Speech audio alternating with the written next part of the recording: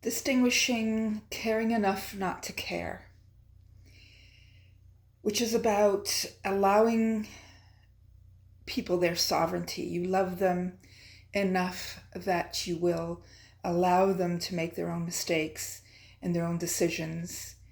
And it's one of the hardest things to do because we have been domesticated into thinking that taking care of other people, which is sometimes necessary with children and elderly, but a lot of us do it all the time, and we have to look at where that's coming from. It's often a need to hero so that we make ourselves feel better.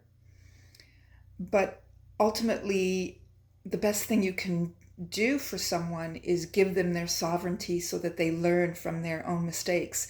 And in so doing, you are looking at them in their divinity as their highest good.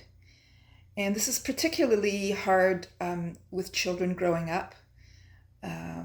As they grow older, we want to overparent. And I'll never forget, my daughter for Mother's Day gave me a really valuable recognition, which totally shocked me. She was about 14, and she gave me a Happy Mother's Day card that said, and it was a quote from Dorothy Carfield Fisher, and it said, "A mother is not a person to lean on, but a person to make leaning on unnecessary," which I thought was really insightful for a 14-year-old to have the gratitude that I tried to give her as much sovereignty as I could.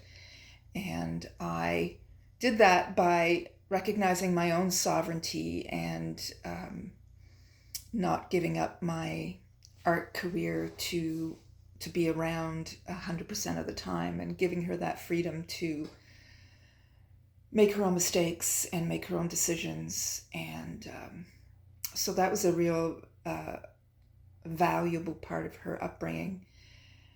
But it's something that we do to friends, we do to parents, we do to our family. We want to help, we want to give helpful suggestions, we want to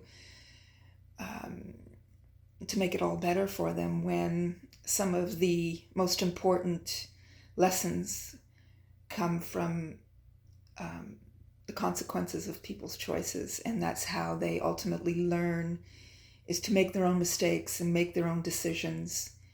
And the best thing we can do is allow them that. And it can be very difficult for us because we are domesticated into overhelping. And it brings back the distinguishment of helping versus assisting. Assisting requires that we be sovereign and that we recognize the other person's sovereignty as well.